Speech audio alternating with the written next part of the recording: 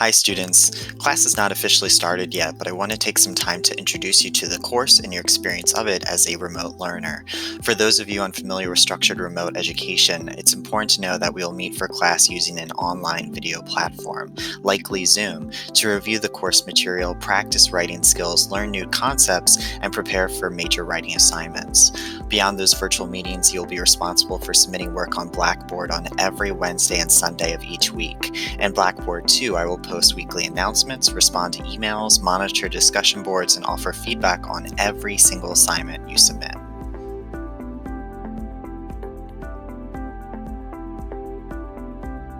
In such a unique learning environment, your role as a self-motivated learner is key, especially if this is a truncated 7-week version of the course. For 5 of those 7 weeks, you will be responsible for writing major essays while also completing supplemental preliminary assignments. It's easy to fall behind if you are easily distracted, unmotivated, lusting after summer or winter break freedom, a socializer, a procrastinator, or any combination of. With this in mind, I'd like to offer 4 tips to success in your remote or distance learning version of ENGL 102. If you can respect and honor these suggestions, you should look forward to a productive semester of learning. If the suggestions seem like the kind of effort you weren't expecting, however, you have time to reconsider. The last thing I want is for a student to devote time and money to a class that simply wasn't designed for them and their unique way of learning. The truth for some may be that a full semester of traditional classroom experience is simply better, and that's okay. Authentic, genuine learning is not something to streamline or expedite. So here's tip number 1. Read everything. That includes the syllabus, Start Here module content, supplemental handouts, and of course the book. So many questions can be answered by the syllabus, so many expectations relevant to your grade are outlined from the start of the semester, and so many unnecessary headaches can be avoided. The textbook is essential here, even more so since your instructor will not be directly teaching you the text content in a lecture format. You must read. You should take notes as you do, and you will come to appreciate that the coursework is designed for you to use in your writing. It informs your writing skills and your argumentation knowledge with practical application. And if you come across a lesson that does not have a direct discussion board or assignment attached to it, do not skip it. The lessons are designed to scaffold major skills and to introduce essential concepts to be applied in later writing. Tip number 2, manage your time. Most of you cannot treat this class like it's the only meaningful thing in your life. You've got jobs, responsibilities, family, maybe children, and of course, there are other classes. I respect that. That's why you need to know the time commitment expected for this class and to find a way to fit it into your already busy schedule.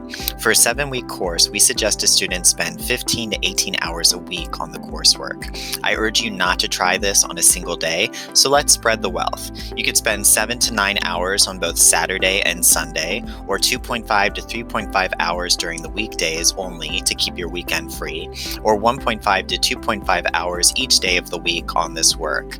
Identify a schedule that will work for you and add specific time blocks to your Google Calendar or your phone to keep you dedicated. This probably goes without saying too, but you will need to say no to big vacations and frequent social gatherings for the next 7 weeks too. No one, even your professor, does homework on vacation. Tip number 3, use the feedback. The bulk of my instruction is delivered in discussion board post, assignment, and essay feedback. Every item you submit for a grade not only receives a point or letter grade, but also constructive criticism. If I notice a grammar error pattern or a misunderstood concept or some citation confusion, I will let you know and I will offer you resources to help you improve, and you will improve.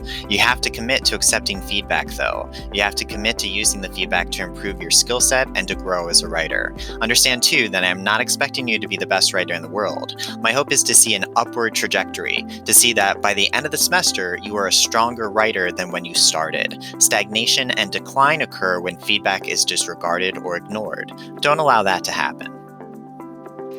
Tip number 4, communicate. This seems so simple, but I promise you, the lack of communication I've experienced in the past with students is a primary reason for their struggle. I have witnessed students miss entire weeks of this class without communicating with me or responding to my emails.